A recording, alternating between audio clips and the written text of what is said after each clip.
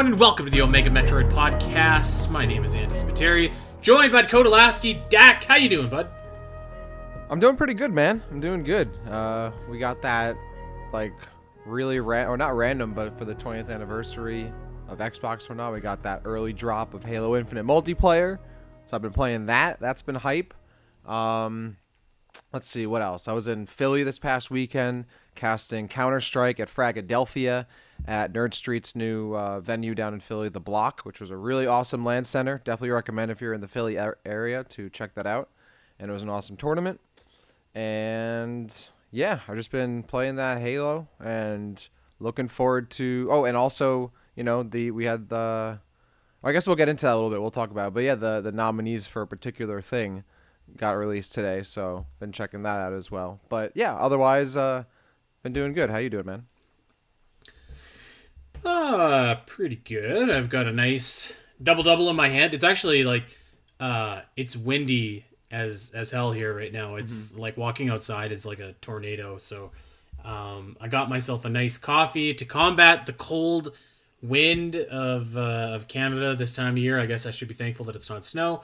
But yeah, I'm doing pretty good. Other than that, nothing terribly exciting going on in my world that's any different, except for the news that you just alluded to, which we'll get into in just a second here.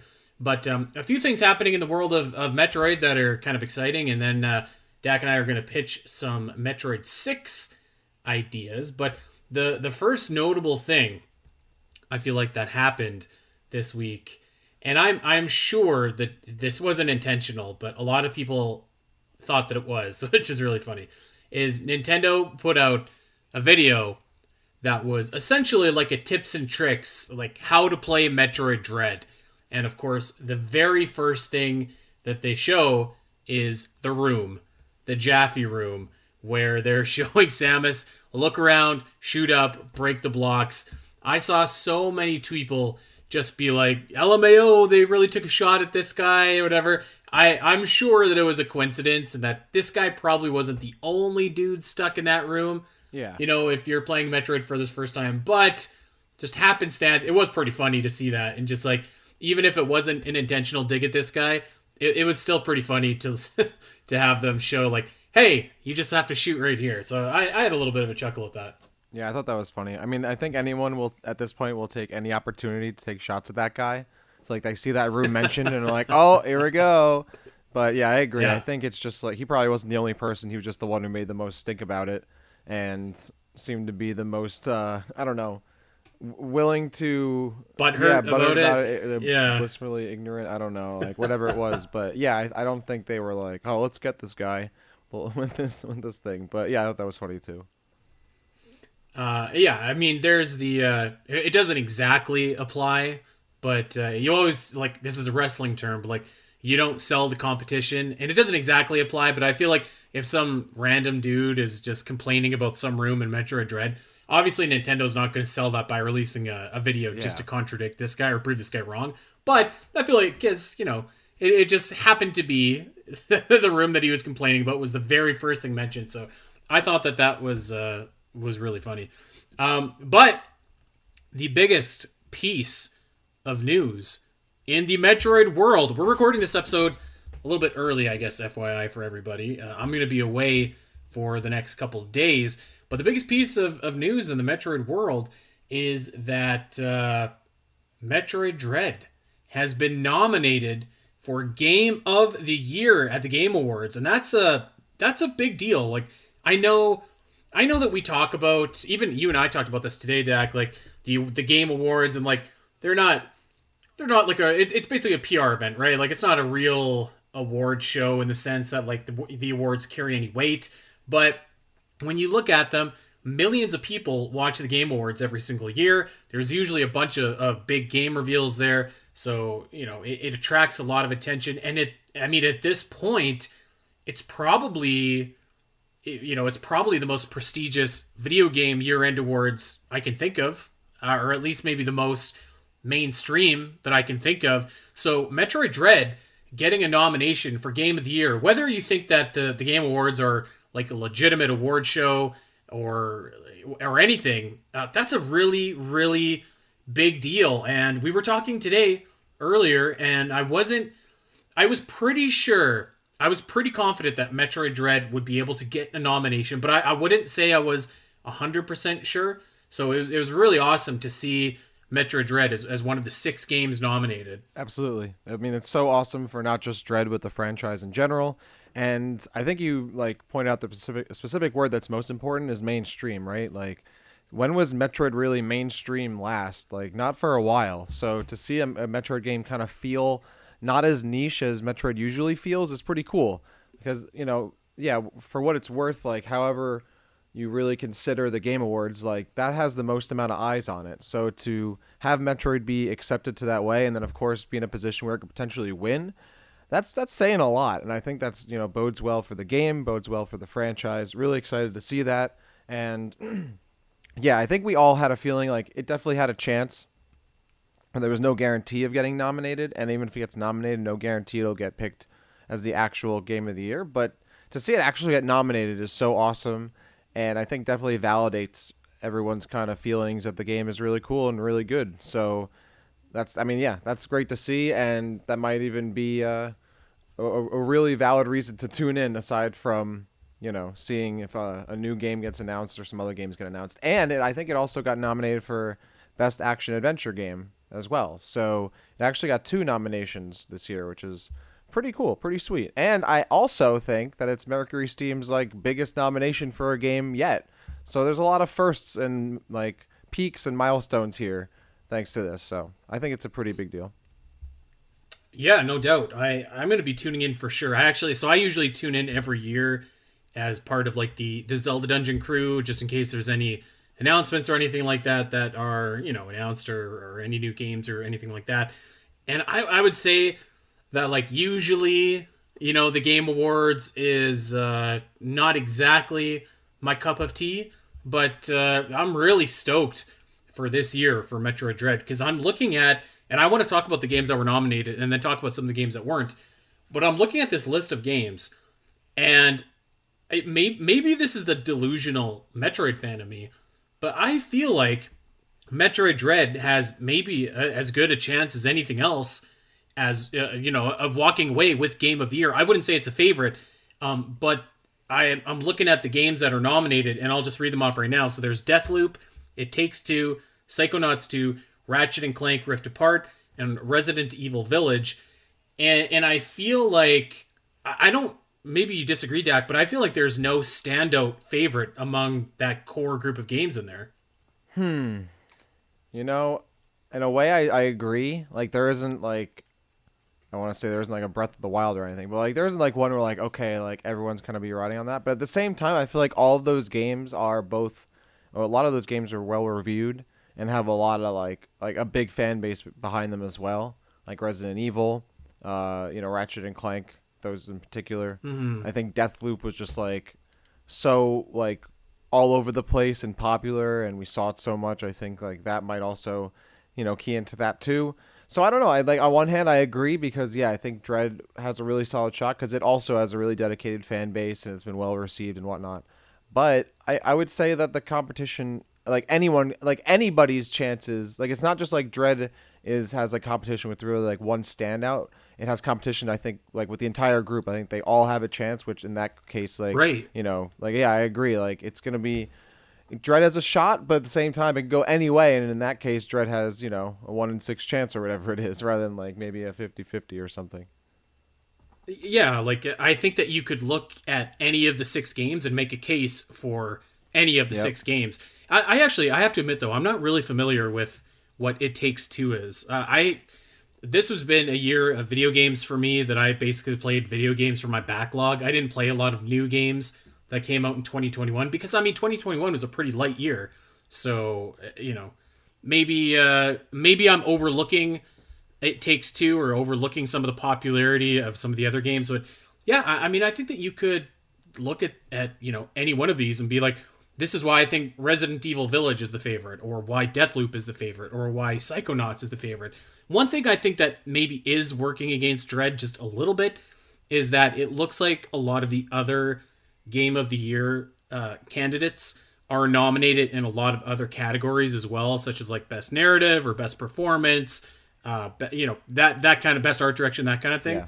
Yeah. Whereas Dread really is only nominated for Game of the Year and for the best action adventure game, as you point out. But I know I think that it's going to be exciting either way. Just to get there on the big stage is a massive W for the franchise. I have to say though, if you would have asked me this morning to put $50 down, if I had to put $50 down on what I thought would have not only been nominated but won Game of the Year for 2021, I would have said Forza. Like, for sure, I would have said Forza Horizon 5, probably. But I would have said that's the strong favorite, because I think that that's a very kind of mainstream, the Game Award type of game, and I've never played Forza. I'm just not really into like, racing sims or anything like that. But everyone I've ever talked to says that it's awesome. Mm-hmm. So I was really expecting that to kind of be like the leader of the pack. At the very least, I thought it was a shoo-in to get nominated. Like, I thought of all the games that were 100% going to make it on there, except, I mean, I think Resident Evil is also a pretty solid guarantee. I think Village was, yeah. Those two games, I was like, okay, those are shoo-in Game of the Year candidates. They're definitely going to get nominated. And I was really surprised that Forza wasn't put up there at all. Yeah, and I'm probably doing a disservice to the game. I don't really know too much about it. It Takes Two. And I haven't played it, obviously, so I don't really know what it's about. So I would have said maybe Forza would have been there instead, but that's just me. I was very surprised not to see it. Just a couple ones that caught my eye here before we move on. Best family game, new Pokemon Snap is in there. How about that? You name a game, new something, and it's in the best family category no matter what. I forgot about that game. Everyone was so hype about it, and then like it came out, and like, all right, that's it. I don't know. You know what? I bought it for like a song. Somebody had bought it, tried it, didn't really like it, and sold it. And I bought it for like half price. And I was never really a big fan of the original, but I was like, okay, I'll try it. Yeah, I mean, you know what? It's fun for what it is. Yeah. The original game was good, but like I didn't like grow up and be like, oh, I need another Pokemon Snap so badly. Like I thought it made sense maybe to do one on like the DSi. Like when I had the camera or whatever, that would have been cool maybe to do it then. But like I know a lot of people like, oh, I've been waiting for this for so long. And I was like, really? Like I thought it was a cool game, but like it's not one I played a ton as a kid, like of all my N64 games or even Pokemon games. So, but I kind of completely forgot about that. So, actually two more things before we move on. One critique I think that is levied against the Game Awards, which I think is a totally valid critique, is that it doesn't really take into account year-to-year game releases. You're seeing it this year with Halo Infinite, and you saw it a couple years ago with Smash, which released in December. Halo Infinite, as you alluded to earlier, the multiplayer beta came out, yesterday? Not the beta, the multiplayer. The multiplayer itself, the full release. Oh, it's just full on? Okay, yeah, I'm sorry. Yeah. So that's out, but obviously, like, with one day, it wasn't getting considered for 2021. So I do think that it would have probably been a contender if we were actually allowed to take the calendar year into consideration. But maybe next year. Although I feel like by next year you're kind of moved on to the next crop of games. Yeah, exactly. We'll see how it goes.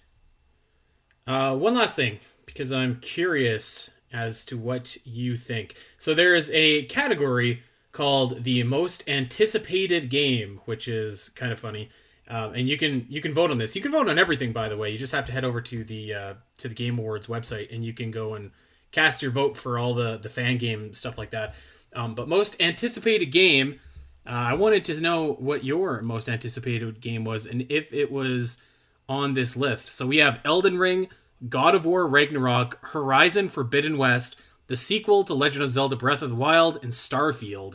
Oh, Starfield. Definitely. I'm very much looking forward to Starfield out of that group. I mean, I would also say Elden Ring. Elden Ring is going to be dope. It's not listed, but obviously Destiny 2 Witch Queen. Breath of the Wild 2, I'm also excited for, but Starfield, I mean, that's going to be Skyrim in space. I mean, that's all I need right there. So I cannot wait to see more of that game. 100% my most anticipated game out of that group. I'm going to pick Horizon Forbidden West, actually, of this crop. I feel like I'm a little bit jaded with Breath of the Wild too, because like it's been so long. I mean, it's all it's been over 2 years at this point. We still don't know what it's called. We've only seen like two little sizzle trailers. I'm just like, I need some. I need more. I need something because I'm as of right now, I'm just like I'm kind of over it. But man, the Horizon Forbidden West looks absolutely awesome, and Horizon Zero Dawn is a game that I think if it would have come out in another year when like Breath of the Wild wasn't there, this would have swept like Game of the Awards. Like this game was awesome. It was so good. Yeah, I agree. It kind of got like zoned into, oh, it's just like Breath of the Wild but on PlayStation when it wasn't at all. Really, I mean, like it had some similarities, but I agree. I think Zelda just kind of overshadowed it overall. Before we move on, actually, I have one thing for you. And I'm sure we'll discuss this a little bit before the actual show itself. But do you think we're gonna see anything Metroid Prime 1 HD or Trilogy related at the Game Awards? Well, yeah, we should definitely talk about it. And actually, I wanted to do a full blown episode into this very subject in Okay. the next couple weeks here because the rumor and innuendo is that Metroid Prime 1 is being remastered and remade, and it's actually done. It's ready to release. And that comes from Emily Rogers. It was backed up by Jeff Grubb. So, like, there's some steam behind this. Now, those guys have been, wrong. Maybe not as much as they've been right, but they've certainly been wrong before. So, um, take that for what you will. But I don't know. I could see it. Like what I definitely will say is that I couldn't see Nintendo showing Metroid Prime 4 or Breath of the Wild 2 for that matter at the Game Awards cuz I don't know, that just feels like those are their two biggest bullets in their gun, And like I feel like they would save that for like an E3 or something like that. I don't know. I don't see it at the Game Awards, but I feel like Metroid Prime 1 remaster as a smaller title, it wouldn't get the same kind of buzz that a new Metroid Prime game would. Yep. But I wouldn't say it's impossible. I hope it. I hope that it. I shouldn't say I hope it doesn't because that'd be awesome if it did. But I would so much rather just see like the Metroid Prime trilogy and just like you don't have to update the graphics to Metroid Prime for me. I still think it looks great. It runs great. Add in dual analog. That's really all I need. And if you did that and you had the entire trilogy, I would be a happy man. But obviously, if they did go the HD route with just Metroid Prime 1, that would be awesome too. But like we'll talk about in a few weeks, I would want a little extra cheese on my Whopper if they did that. I definitely agree that we're not going to see Metroid Prime 4. 100% no. But yeah, Metroid Prime 1 HD or Trilogy, personally, I'd rather have Metroid Prime 1 HD because then eventually we could maybe get 2 and 3 HD. Whereas if we just get like the Trilogy port, I think it'll just be that. And as much as the graphics are good, I mean, seeing the original Metroid Prime in HD and like remaster would be incredible. So I would absolutely be down for that, even if that was at the cost of maybe getting 2 HD and 3 HD a long time after, or maybe not at all. That would kind of be disappointing. But HD Metroid Prime would be so cool. But I don't think we'll ever see Metroid Prime 4 at like the Game Awards. I would love it. All right, maybe I wouldn't say that entirely. I agree with Breath of the Wild. Actually, no, I take that back. I think Breath of the Wild might be the more likely game they would show off at I was gonna say Game I think Awards. that's more likely than Because Metroid they've Prime already 4. kind of showed off Breath of the Wild too. Like they've shown gameplay for it. They've shown more than Prime 4. Like they haven't shown anything for Prime 4. So like other than that teaser, it essentially hasn't been shown off at all. So that's a game I think they would save for their own direct or whatever it is. Whereas Breath of the Wild 2, it has been shown off in a direct, I believe, and has been shown off in terms of gameplay. So I think they could show off more or a little bit more gameplay or whatever it is, or maybe a teaser or something at the Game Awards because it's already been announced and revealed in a way like Prime 4 hasn't. Yeah. So I think, that could happen maybe. I hope it doesn't. I mean, if we got another stupid sizzle reel trailer where it was just showing like gameplay, I don't know.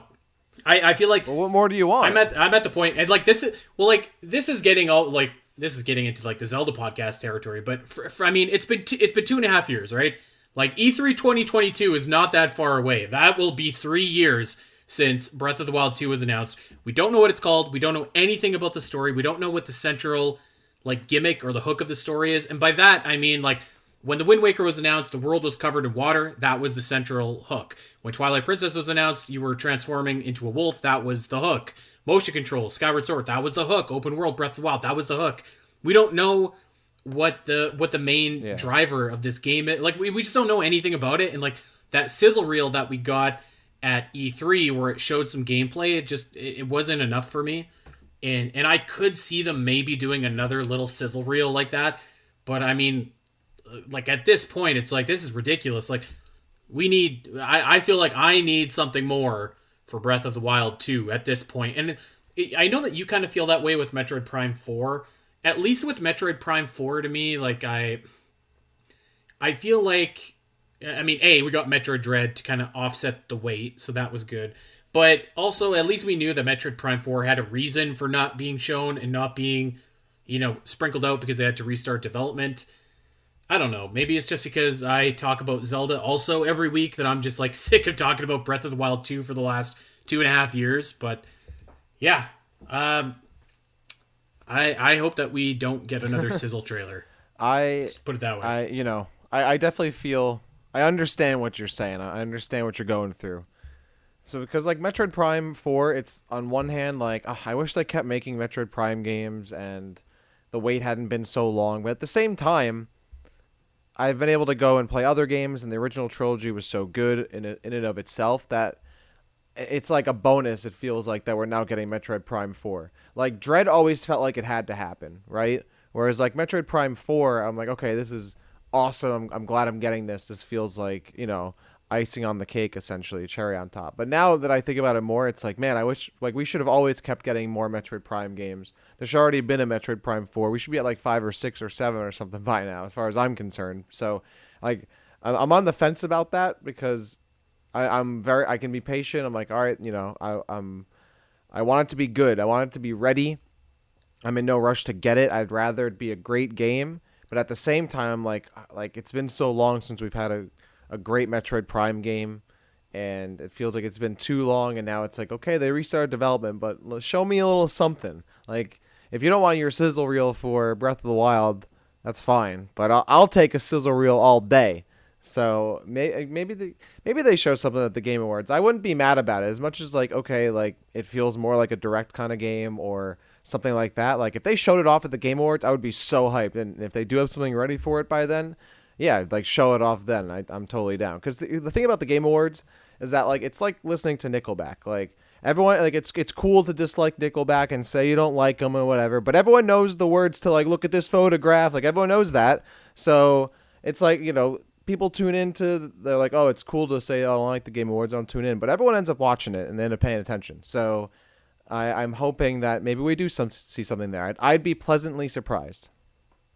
All right, so two things. First of all, I agree. I don't expect to see it, but if we did, that would be awesome. And when I say if we did see, like, I mean like the full story trailer for Breath of the Wild or our first look at Metroid Prime 4. I don't see it happening, but if it did, dude, that would be awesome. And the second thing, Dakota, I thought we were about to have a problem because you started bringing Nickelback into this, and I was going to be like, yo, those boys from up the road from me in Hannah, Alberta, everyone hates on them, but damn it, you listen to How You Remind Me and tell me you're not singing along. That's exactly what I'm saying. It's so cool to hate on Nickelback, but then you put them on and people know the words. They're like, they know Hero, they know that. Like they got. Oh my! I was in the car the other day and I was listening to my iPod and Hero came on shuffle and my God, I just rolled down the window and belted it out. So good. So that's kind of how I feel like that's an apt analogy, but. Yeah, we'll see how it goes. Maybe we'll be pleasantly surprised. At the same time, though, Dread just came out, right? Like, there's still the Christmas rush and the holiday rush of people likely going to be buying Dread for Christmas or alongside their new Switch OELD or whatever. So maybe they don't want to dig into that and kind of take people's attention away. At the same time, I think having like another Metroid game get announced might be good because it would be more attention to the franchise overall and people might, be more enticed to check it out. Like, it makes it seem like you're missing out on something. We're like, oh, another Metroid game's coming out. All right, maybe I will check it out now. Like maybe I'll go check out that Dread game. Must be something good if they're already announcing another one. Something like that. Like I don't know. I guess we'll see how they look at it. Most likely, we're probably not going to get anything. Is my is my guess. I mean, probably not, but I mean, I agree with you. I can see the logic in announcing a new Metroid game for the series when you've got some eyes on Metroid already that Yeah. may not have been there before. The most ideal situation, and one I wouldn't say it's like completely impossible, but I also wouldn't say it's very likely either. Would be Metroid Dread DLC of some sorts, but like in compelling DLC that would make people Yeah. be like, "Oh man, I got to get I this." think it's just everyone is so caught up with that like area on the map that's just empty. Like, oh, there's gonna be DLC like that's. I think that was just something that was cut, or maybe it was just made that way, and they weren't even like, they probably didn't even think about like that space left on the map, and and everyone's like theorizing what it means. I don't think we're gonna see Dread DLC. I would be more surprised to see Dread DLC than even seeing Metroid Prime 4 at this point. Like, I think the game's been developed, they've worked on it, and they're moving on to the next game, whether it's Metroid 6 or their next project, whatever it is. Like I don't think they're sticking around to make and develop more stuff for Dread. I think it's kind of a one and done. It'll get more sales when the holidays come around as time goes on, but I don't think they're doing anything in terms of developing more actual content for the game. And honestly, I'm okay with that. I'd rather see another 2D Metroid game sooner than Dread DLC. By the way, actually, I guess we skipped over this, but since we recorded the definitive episode or definitive ranking episode, maybe this actually came out before then, but we didn't touch on it. Okay. Metroid Dread, if it's not already, it's about to be the highest selling Metroid game, like in the series. The initial reports came out; it sold about, I don't know, 850,000 physical copies in North America already. Didn't take digital into account. Didn't take Japan numbers into account. I mean, that's my God, that's pretty close. It nearly like quintupled what Metroid Prime did back in the day. So that's pretty impressive when you hear that. But really looks good for the future of Metroid. So had a really strong launch as we thought that it would, as we hoped that it would. So you love to see it. Good stuff. Absolutely. I think everyone had a feeling that would be the case because it has that Switch boost. Everything that comes out on the Switch is going to end up being its like franchise's bestseller, or like just get a huge amount of like a huge sales increase compared to other systems that the franchise has like appeared on. So in that regard, I don't think it was super surprising, but it's really good to see nonetheless.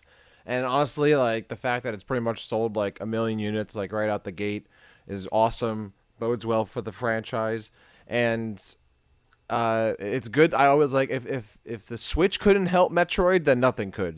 So it's good to Yeah, pretty see much. that Dread made it through. I'm very happy about that because I think Metroid Prime 4 is easily going to be outselling Dread. So if Dread's selling this well, I think that's like good signs to even how well future Metroid games are going to do as well. Like this is just the start. We've talked about this before. I think we're going to see another like great long period of Metroid releases, not even just Dread and Prime 4, but Metroid 6, maybe Prime 5, remakes, spin-offs, like more, and whatnot. So I'm hoping that's a sign of things to come. I think Dread selling really well means Prime 4 is going to sell. I mean, Prime 4 is going to sell awesome regardless, but I think that's just showing that there's a demand for Metroid in general, and I think other games too will do well, especially a more I guess mainstream type of game. So yeah, this is good because I think Dread 2, like even though it was kind of made to be accessible and more open to maybe new Metroid fans or people who haven't played that kind of game, I still think Dread was very much geared to like Metroid fans. Like it's a Metroid fans game in a lot of ways. So I'm looking to see like what other kinds of Metroid games come out and see how those sell as well. Because if this is doing well, we'll see how other games do too. I'm very excited. It's awesome to see. Well, speaking of other Metroid games, let's finally get to it. Let's talk about a Metroid game that will probably come sometime, hopefully, in the next few years. Hopefully, we don't have to wait 19 years for Metroid Oh 6. man, don't But say it. that is what we are here to talk about is the Metroid 6 game that will eventually happen. And maybe some plot ideas for Metroid 6. I know that you were a little bit let down from the plot of Metroid 5, Metroid Dread, of course. But I'm hoping that maybe we can put our heads together, see if there's any story beats that we can, push forward from Dread into the future of the series and come up with something cool. Yeah, I'm definitely gonna go into this with a disclaimer that I think I've said my piece and how I feel. Like obviously, I think the story for Metroid Six, Dread story would have been great for it. So I'll put that aside, and I'll also also say that maybe I'm gonna be more interested in stuff that doesn't have anything to do with the Federation. So yeah, I'm gonna think of some other stuff because at the end of the day, like it is what it is, and we're gonna get more Metroids. So why not speculate on what it's gonna be? So, I mean, the thing about Metroid 6 is that I think at this point it's pretty safe to say that it's going to be like.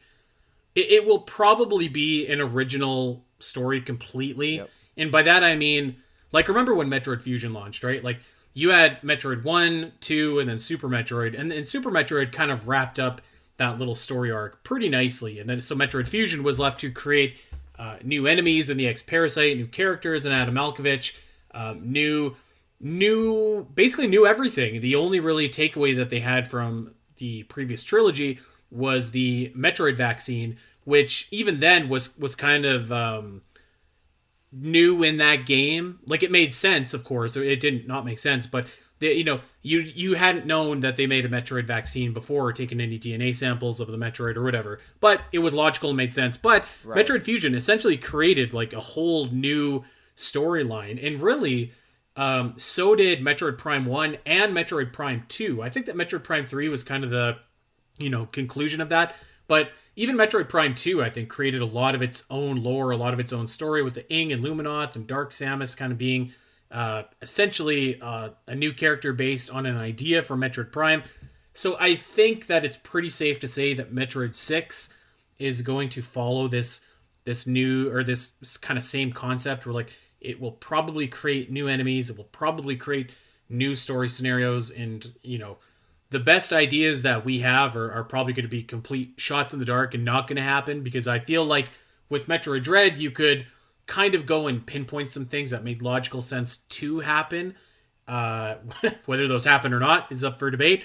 But with Metroid 6, I mean, really, the world is your oyster with that. So just putting that disclaimer out in the open, out of the way. All right, sounds good. So I think that the only really thing from Metroid Dread that we can take forward and feel pretty confident that it will show up in the next Metroid game is that Samus has Metroid DNA, and it is starting to consume who she is. I don't think that they would have teased the Metroid suit at the end of Metroid Dread and not follow up on that, especially given the ending of the game where Quiet Robe X just kind of goes into X mode and then cures you of the Metroidness of you. So I think that this Metroid suit, the Metroid gimmick, I think it's going to come back in Metroid 6. And I think that we can probably agree on that. I think most people will agree on that. And I think that it makes sense. And it makes sense also from a gameplay mechanic.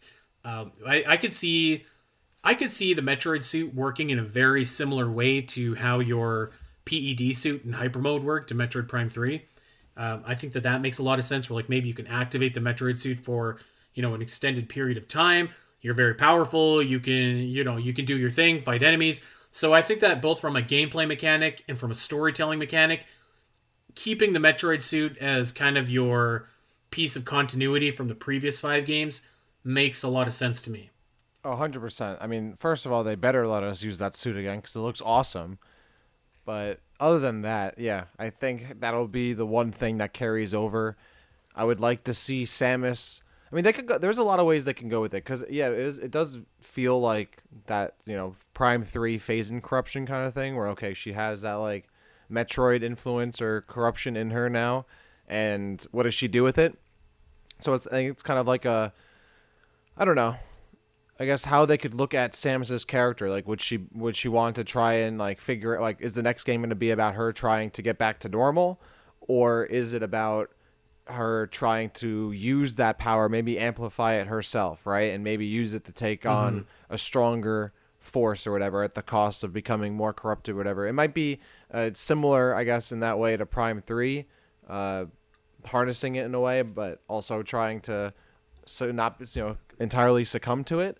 So maybe not entirely like that, but I think that's an interesting thing to kind of like play with. Is it worth using Mhm. this kind of power for good, and can you control it, or is it safer to try and rid yourself of it as soon as possible? And that might be a good way to like look more into Samus's character, introduce a new threat that would require that kind of power, and thus be a consideration to keep it and manage it and whatnot. And then of course I would love to see what that might change in terms of Samus's character, how maybe the suit itself could change and evolve and whatnot in unexpected ways. So I'd be interested in that. I think that is probably the pivot point like of what the next story should and could and will be.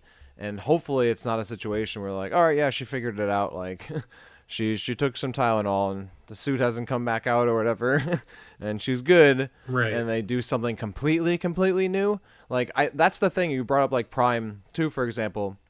Like it introduces its own like new story elements and whatnot, but the overarching story is still bringing stuff from Prime and continues into Prime 3.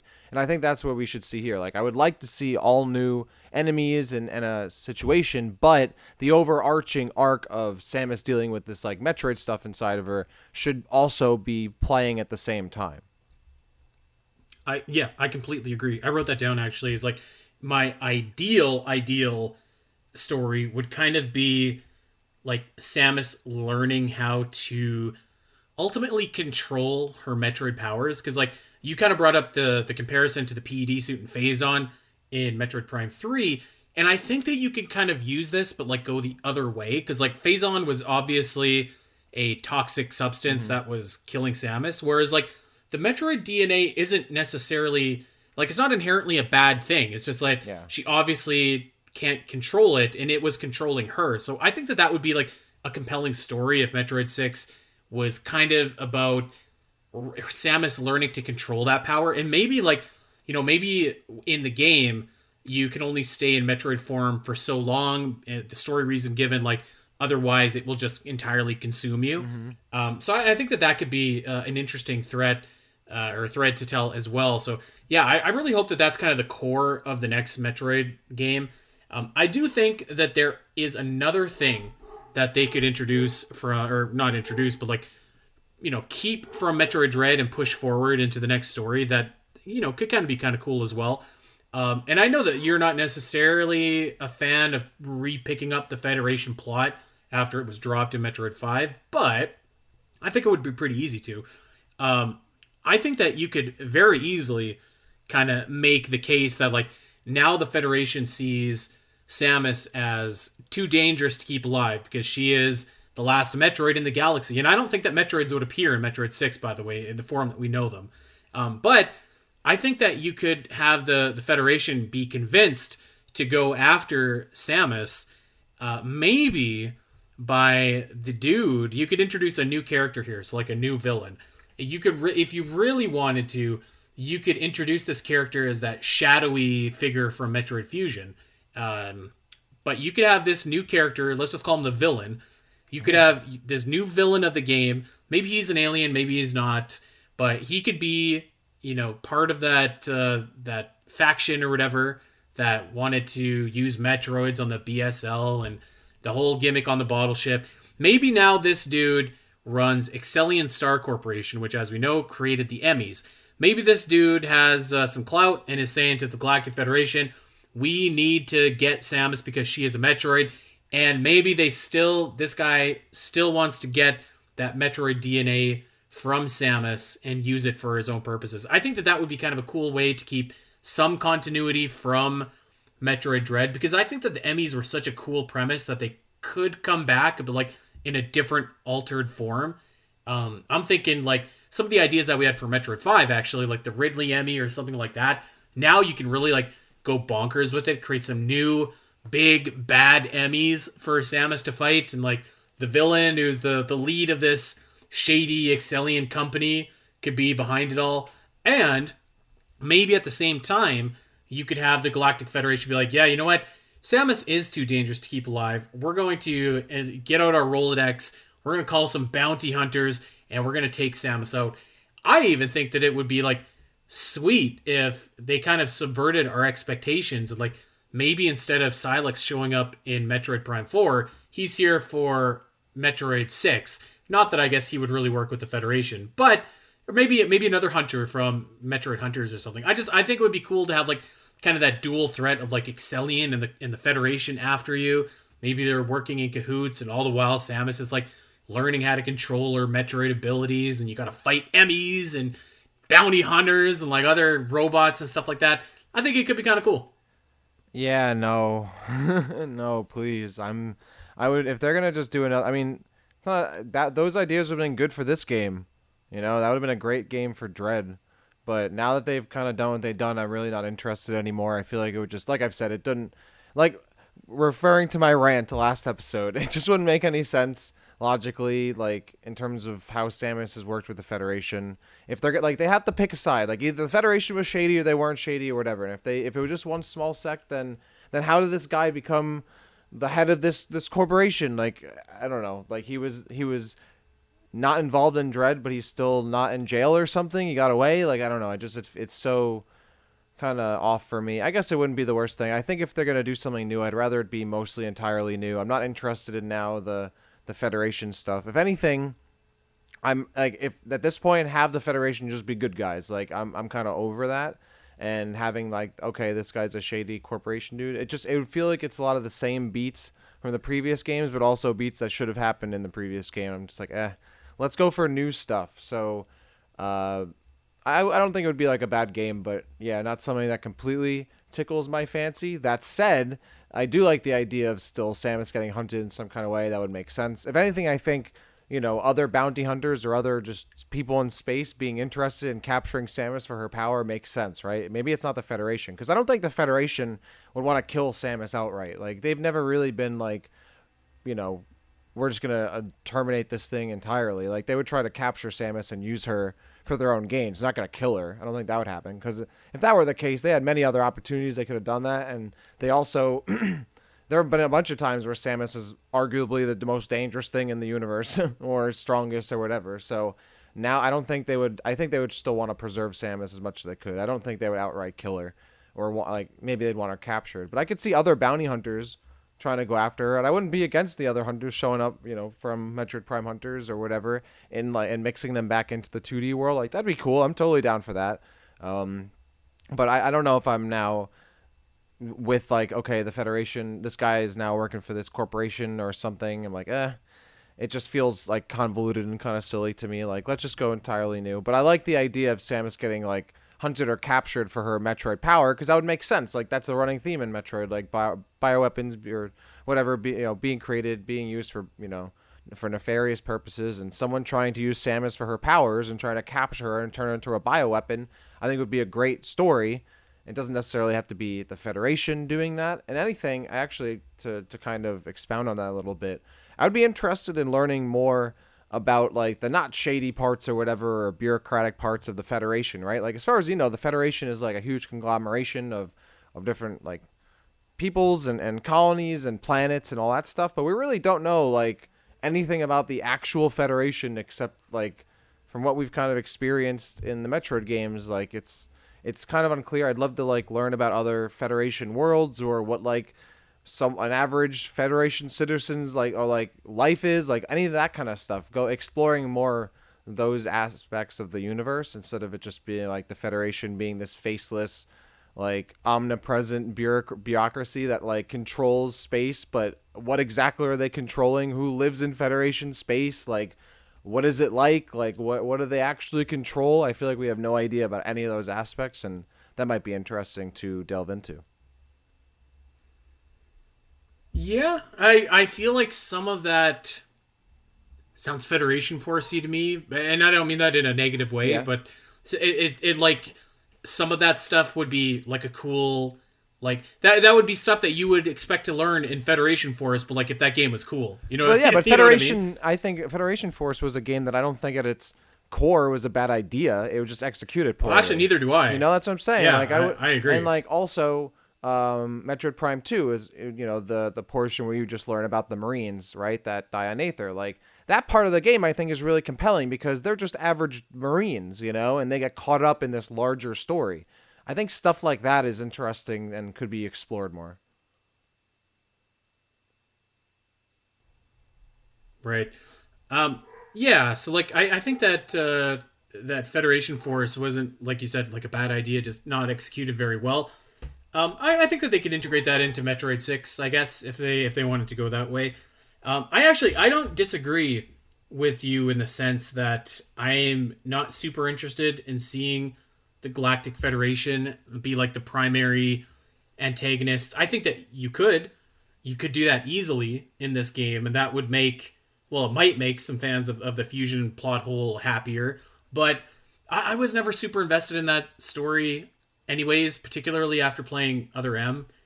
So I and that's one of the reasons why Metroid Dread kind of dropping that thread didn't bother me as much, although it did bother me a little bit.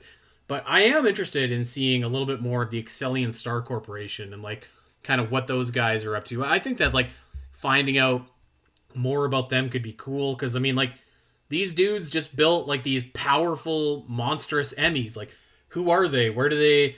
Were these things programmed with Samus's abilities intentionally? It certainly seems that way. How do they know Samus? Like, I think that it would be really compelling to like learn a little bit about those guys. And I think that what Metroid Six really needs to do, and we said this about Metroid Five as well, but like it really needs to introduce a new villain into the series. I'm a little bit disappointed, actually, I guess, that Ravenbeak was defeated as quickly as he was, because I will say that, like, yeah, that he would have been like a cool character to have kind of be your pillar for the next couple of Metroid games, but he was defeated in Metroid Dread. So I think that you do need kind of that anchor to take you, to get your next couple games in order. Like, Mother Brain and Ridley and the Space Pirates were the anchor for the first three games, and then it was, in Metroid Fusion, Samus Returns, Metroid Dread, I guess it was Ravenbeak that was that anchor, or it was Dark Samus was the main bad guy in Metroid Prime. So you know what I mean, though. Like, you have that trilogy of games. Each one of them kind of has like their main bad guy. I feel like the next Metroid game needs like a really awesome main bad guy. I I think that's agree. like the biggest thing that it needs.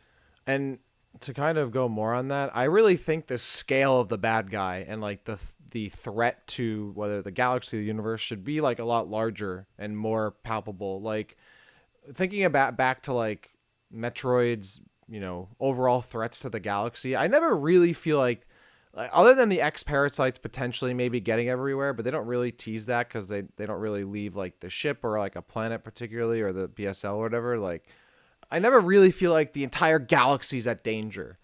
Like, I want a threat that's like larger than life. I feel like most of the threats in Metroid are like larger than life. Like, I'm kind of sick of dealing like, oh, the bad guy's a corporation, bad guys, I don't know, someone experimenting on some planet. Like, I would love if and maybe I'm off here, maybe you'll disagree. I would love to hear your thoughts, but I would love to see Metroid maybe go more into the mythical and supernatural and like larger than life, like celestial kind of stuff. Like, how like Fantoon is kind of like an interdimensional kind of creature. You have like Chozo ghosts in Metroid Prime. Like, I'm interested in maybe the series going less grounded with like its enemies and threats and settings and going more into like wilder, more abstract kind of themes and ideas. And I thought about that looking again back to Samus's new suit, the Metroid suit, which feels like so, I don't know, like eldritch and monstrous, and it feels like otherworldly. But the Metroid series itself, even though it takes place in the far future in space, it does feel kind of like grounded in a way. It's not very. It's more like sci-fi than fantasy, if those were kind of on a scale. And I would love to see it incorporate some more fantastical elements. Maybe, I don't know. Maybe I'm off there. I think that might be like a cool way to start taking the series in a new direction. Having something that really feels like, wow, the actual galaxy, maybe like time and space itself is at risk here, rather than, okay, like there's a bad corporation out there, it's making evil robots again. I don't know. What do you think? Well, like, so here's the thing about science fiction is that you can like do magic, but you can keep it sciency. You know what? Like, Well, for yeah. example, you can have your setting be so far in the future that we've invented this to go through rifts in space and time, or like we've done this so that we can see spirits or something like that. I would say generally speaking, I think that Metroid has a good balance right now with its kind of supernatural mysticism. It goes into that a little bit, but not. I don't think it goes overboard.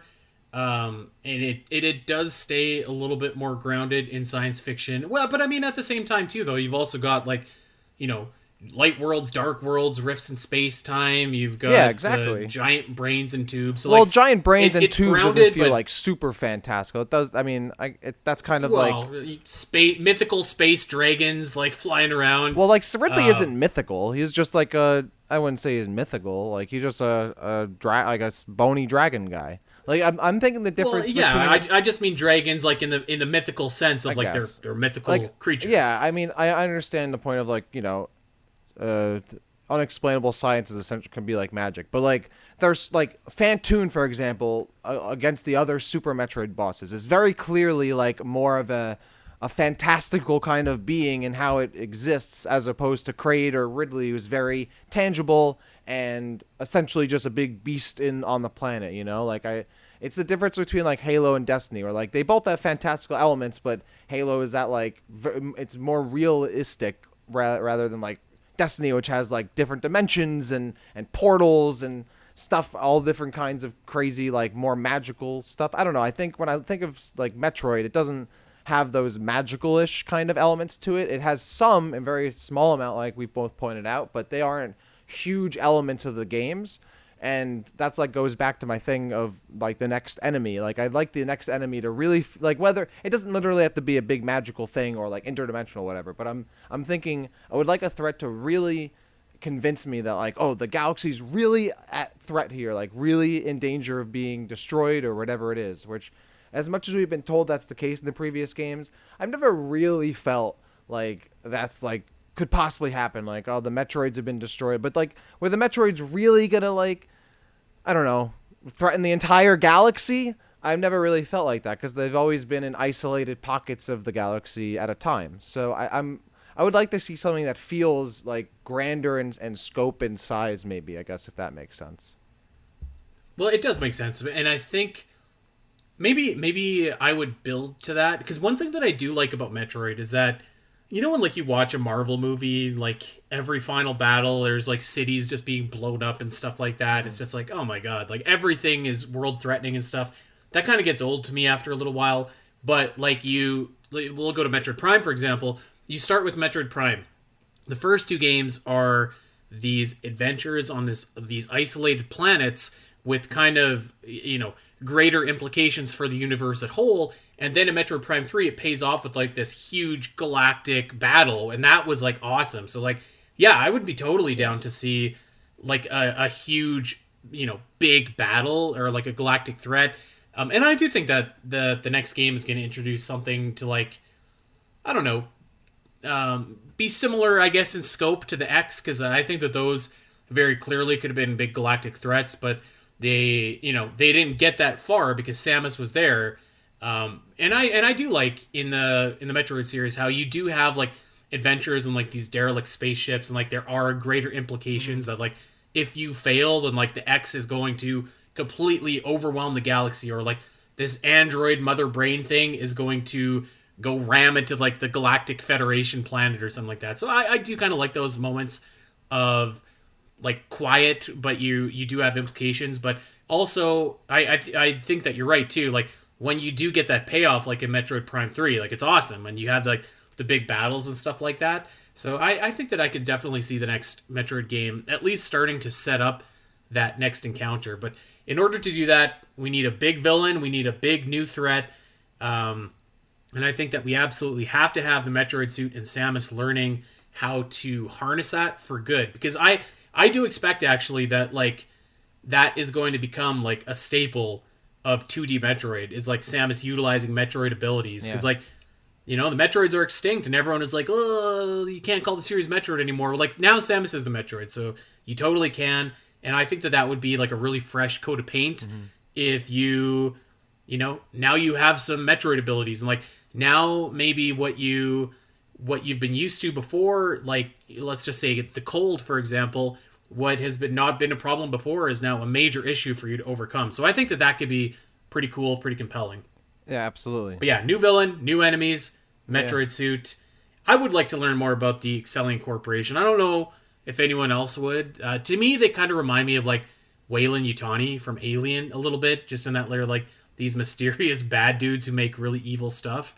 But yeah, I think that'd be cool. I'm like I said, I'm not entirely against it. And yeah, I'm not even saying like next game has to be like, oh, it has to be huge battles and over that. But like, going back to if like Phazon or the X or whatever, those threats felt to me like if this gets out of control, we're all screwed, right? Like that's like Phazon in and of itself. Like it was very tangible how it takes over an entire planet. Eventually, you see how it could easily be spread throughout the universe, even more so than the X, I think. And that's why I was really hoping, by the way, that Dread showed maybe like the X surviving in the vacuum at some point, maybe like that would have been really good, because then you're like, oh, like I don't think that's ever like confirmed in Fusion, but I thought that would have been a really cool idea, because in Fusion you have that moment where Adam tells you like there could be more than there are at least 10 SAXs on this ship, right? I really wish we saw that, because that would have really sold like, oh, this is getting out of hand, right? And then like maybe if the X like were shown to survive in the vacuum, then you're like, oh, this could really get bad. Stuff like that, I think, is really what I'm looking for. Like another threat that feels like immediately you're like, oh, okay, this is a threat now, but like if this gets bad, like this could get really hugely bad later. And I would also love, by the way, and I think we talked about this before Dread was announced, while we were talking about our potential Metroid 5 ideas. And I wish that Samus had kind of kept her suit at the end of Dread, because I would have loved for the next Metroid game, Metroid 6 game, or 2D Metroid game, Metroid 6, where Samus is starting out at full power and she's just like in the middle of something and taking care of whatever it is using her new Metroid suit. I'm a feeling that's not going to be the case, and she doesn't get to keep it at the end of the game. But I thought that would have been cool for Dread. I still think that's a cool idea.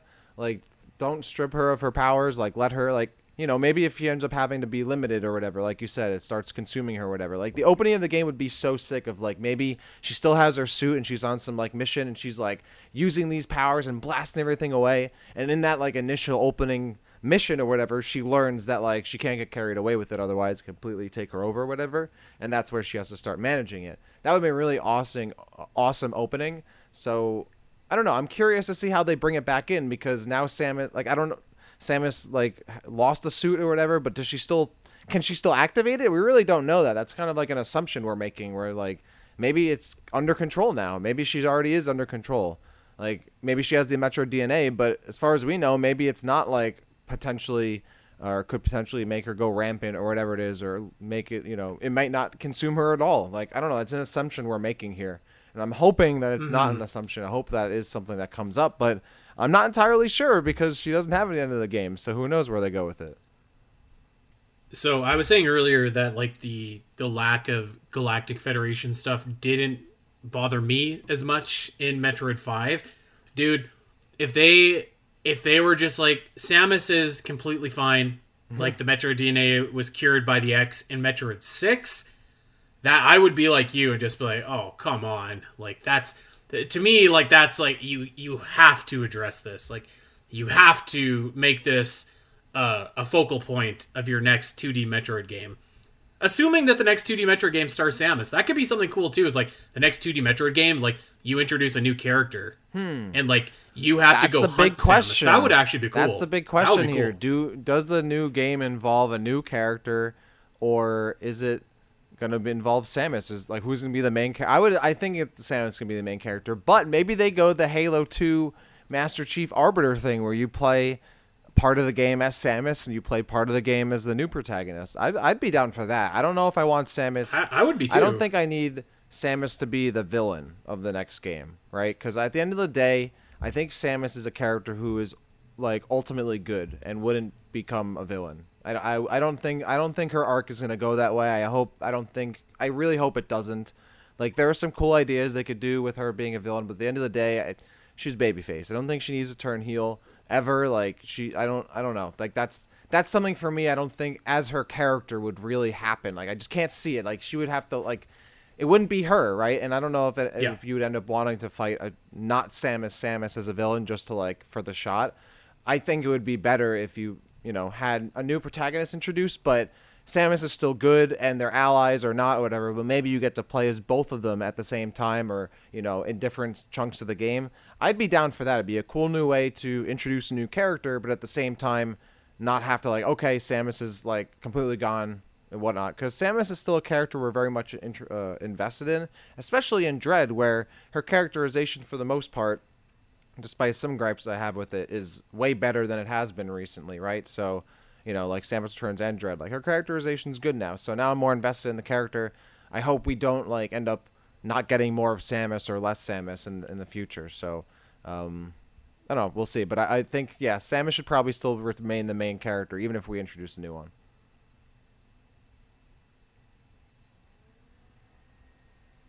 Yeah, I was looking on Twitter the other day and I couldn't believe it when I saw that Metal Gear Solid 2 was 20 years old, and like Oh yeah, that to me is like the blueprint for how you could do something like this. Of like, if you wanted to introduce a new character, you could, well, you could start off with Samus and like maybe you play a little bit and then you get to the point where like yeah, the Metroid overwhelms her, and then you can, Samus can learn to control it, but maybe that's happening off screen or just further down in the game. And like you could introduce a new character that's been assigned to hunt down Samus, and like maybe it's a new character that has similar capabilities as Samus, maybe not a power suit, but like something similar to that. I think that could be actually pretty cool. And you know, Metroid could use new characters. I feel like I always say this, but like could use awesome villains, could use awesome supporting characters. I feel like for the longest time there was Samus, there was Ridley, there was Dark Samus, and you could count on one hand like how many lines of dialogue in any given game those guys had. So like I do like having characters that you know, have a little bit more meat to them, which is ironic because I hate Adam. well, But there you go. yeah. I mean, I think it's important to maintain that like sense of isolation and sometimes loneliness that Metroid create, but at the same time, you know, absence makes the heart grow fonder, right? If you have characters that you want to get back to seeing and return to at certain points of the game or throughout the story, that makes those parts where you are alone and isolated that much more potent. So I hope we do get some new characters. That's one of the reasons I love, you know, Hunters and Prime 3 and Fusion and whatnot. You know, you get introduced to new characters that really add to the depth of the story and the universe overall. So I mean, even Dread does the same thing. So absolutely, I would really want to like give us something new and fresh. As much as, you know, there's a lot of love for what we've seen in Metroid so far, and you could easily work stuff back in. You know, it's I think it's time to really get some more cool new like core factions and enemies and new characters and allies and whatnot to really get things going for a new story for Metroid. So really quick, we asked on Twitter for a couple people's ideas for Metroid 6. We don't really give a lot of leeway time for this, so maybe we'll revisit this in the future once we have some more ideas. But Dan at Jump to Shark, he basically had the same idea that I had. I was pretty happy when I saw his idea. And he says that he's getting the "she's too dangerous to be kept alive" vibes from the series. Maybe some intergalactic force or bounty hunters or coalition of enemy species are out to kill her, and you have to survive. I think that could be very compelling and very cool. Yeah, like I said, I'm not interested in the Federation really doing it, and I don't think they would. I don't think they would kill Samus outright, but I 100% think having Samus be hunted by other hunters or individuals or groups that are either interested in taking her out or using her for their own purposes makes a lot of sense and would be a good idea. Obviously, like that's something that could build upon the main gimmick of Dread, but without having it be the same thing. You know, maybe you do have like these scenarios where you're getting hunted down by another bounty hunter in the entire map and not just a single room. I think that's a natural evolution of gameplay from Dread as well as potentially the story. So I'm totally down for that. Yep. So Ben had an idea, but this is really more of a Metroid Zero idea. Ben says, "I'd actually love to see a prequel to Metroid 1/Zero Mission, Samus in her young years, her Federation days with hopefully more background of Adam, and no, I don't count Other M, Chozo training, the stuff that happened to her and her parents with Ridley, something like that." I'm not like completely against this idea, but I wouldn't necessarily say that I would also be campaigning for it to happen.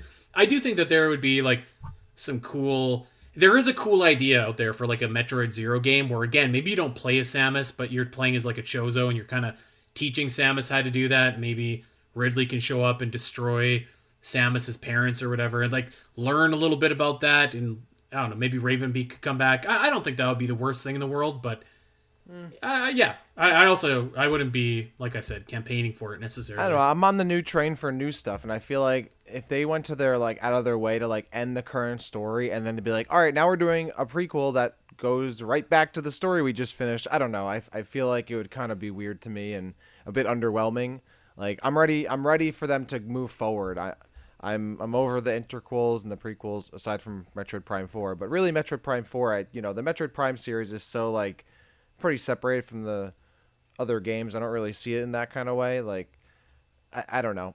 Like that again, it's really more so it's not necessarily that it's a prequel, though I'm not really interested in one. It's that after like ending the current story and making like a big deal of that, I wouldn't want them to then be like, "Oh, we're actually not moving on from that. We're actually going to keep doing that stuff still." And while it might be cool to see some of those early parts of her life, I still feel like it would be kind of the same stuff, same old, same old. I already know that story. I don't really need to see it again. And it might even end up just like retconning stuff. So personally, no, I would not want to see that. Not really interested, and I think I'd rather just want to see the story gone forward. I think we all know what happened back then. Do we really need to see her in like Academy days? I don't think we do. Don't need to see her jogging around the track and getting yelled at by her teachers or whatever. Like I'm good on that. Rebellious young Samus is not really a character I'm very much interested in, especially after other M. So, yeah, I'm good on that. No thanks from me. I actually think that this game could work, but like if you didn't play as Samus at all, like you were like she's a kid, because I do think that the series could do a better job of showing, because like most Metroid fans know in the manga that Ridley destroys her parents' hometown and K2L and Colony, man. I think Orphan that's the Samus, and they have one, that yeah. that vendetta. But we never actually see that in the game, so I do think it would be good to see that. But yeah, I'm kind of with you. I feel like that would be an odd next What Metroid about game. this? What about this? What? A time travel or split timeline thing where Ridley never attacks Samus's Oh, colony, and she's never she's never made an orphan, and she's never adopted by the Chozo, and doesn't become a bounty hunter. None of that happens, and it's a whole new timeline. How about that? How do you feel about that? boo! Not a fan. I feel like you. I It thought you'd be sounds a like Animal fan. Crossing. What are we doing here? All right, one last one. One last one. Okay. Tell me what you think of All this. right. Josh Wise, the Metroid DNA in Samus is overwhelming, and she goes off on her own to a galaxy in the galaxy to search for a cure or find a Chozo to help extract the Metroid DNA from her body, but only to find the Chozo is a traitor of some kind and spreads the Metroid DNA to the reaches of the universe. From this extraction, a new breed of Metroid is born, SA Metroid. Some of Samus' own DNA merged with Metroid DNA and created an SAX-like creature that is pure Metroid to the core, but with Samus' powers and abilities she learned from the planet ZDR. You know what? The idea itself actually isn't too bad, but I don't really like it at all, actually, because I feel like she should learn to master her Metroid abilities and like kind of become one with the Metroid abilities. I feel like that would be kind of serendipitous as well, because we know that the Metroid vaccine, which is in her DNA, was made from the baby Metroid, who obviously they shared a connection. The evil Chozo just reminds me a lot of Dread, and I feel like I've already faced enough Samus doppelgangers in my time that I don't want to do it again. I 100% agree. I really think like if we had to go through all this just for Samus to try to want to get rid of it, I don't know. Yeah, it wouldn't feel very intuitive. I definitely agree. I'd rather her try to become one with it and try to overcome it, or like harness the power and use it potentially for good at some kind of risk potentially, or maybe not. I don't know. I think that's definitely the move. I don't know if I want to see her like dealing with another evil Chozo and another SAX and whatnot. That said, it did remind me. I don't know if you remember this when we covered the Metroid Prime 1.5 cut content. If you remember those like bipedal like humanoid Metroid enemies that are like, I don't know if you remember what I'm talking Mm. about. That's kind of what I was thinking about. And I'm wondering like maybe if they took elements from Metroid Prime 1.5 and did it in a 2D Metroid game, like those kind of weird enemies and that ship and whatnot. I don't know. That could maybe they just revisit that, but use it for A Metroid, a 2D Metroid, like Samus comes across this big ship with like all these crazy creatures on it that are in like cryo sleep, and these bipedal Metroids and those like different AIs and whatnot. It could still be like in the like thematically similar to the previous like Metroids, like Fusion and Dread, but could also work in those elements. I don't know. That's what I thought of when he said an SA Metroid. I thought of those from Metroid Prime 1.5. Could be cool. Yeah, it could Yeah. be cool. I feel like personally, I'm a little bit over fighting, you know, Samus clones, but I mean, if anything is done right, I'd be totally into it. So yeah. All right. Well, that is going to do it for us this week. Reminder, everybody, go vote Metroid Dread for Game of the Year at the Game Awards. That'll be pretty cool, and we will, we'll have some reaction and stuff from that show when it happens. It's going down in about a month, December 9th. So that is very exciting. Tell your friends to go vote for Metroid Dread, and tell your friends to go follow us over on Twitter. We are at Omega Metroid Pod. I am at Spiteri316, and Dak is at DakCity_. Come and chat with us over on Discord as well. We were talking some wrestling today. We're talking some Metroid. We're talking some Adam. We were talking a lot of good stuff. Come and hang out with us. It's a blast. And while we're plugging here, make sure that you go over to Spotify, iTunes, wherever you get your pod. You know the drill. Go like and subscribe.